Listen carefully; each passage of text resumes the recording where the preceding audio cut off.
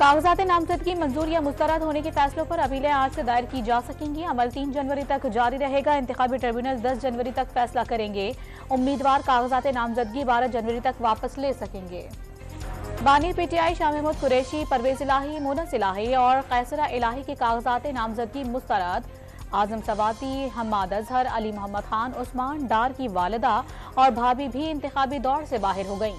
कासिम सूरी, जुल्फी बुखारी और खुर्रम लतीफ खोसा को भी इलेक्शन लड़ने की इजाजत न मिल सकी। पीपल्स पार्टी के चेयरमैन बिलावल भुट्टो जरदारी के लाड़काना के 2 हलकों और लाहौर के 1 हलके से कागजात नामजदगी मंजूर। आसिफ अली जरदारी के नवाबशाह और फरियाल तालपुर के कागजात पर PS10 से क्लियर। जहांगीर तनीन को लोधरा और अलीम खान को लाहौर से इंतखाबी मैदान में उतरने की इजाजत। कराची में NA 242 से शहबाज शरीफ, NA 247 से मुस्तफा कमाल, 248 से खालिद मकबूल, फिरदौस शमीम नकवी और हाफिज नईम के कागजात नामजदगी मंजूर।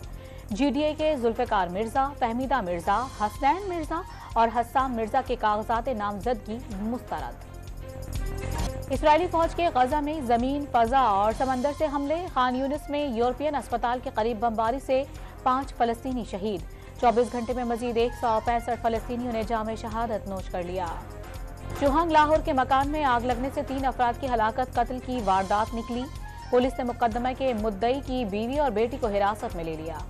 कश्मीर में गुड्डू थर्मल पावर हाउस में लगने वाली आग पर काबू पा लिया गया। स्विच यार्ड में आग लगने के बायस करोड़ों रुपए का नुकसान हुआ।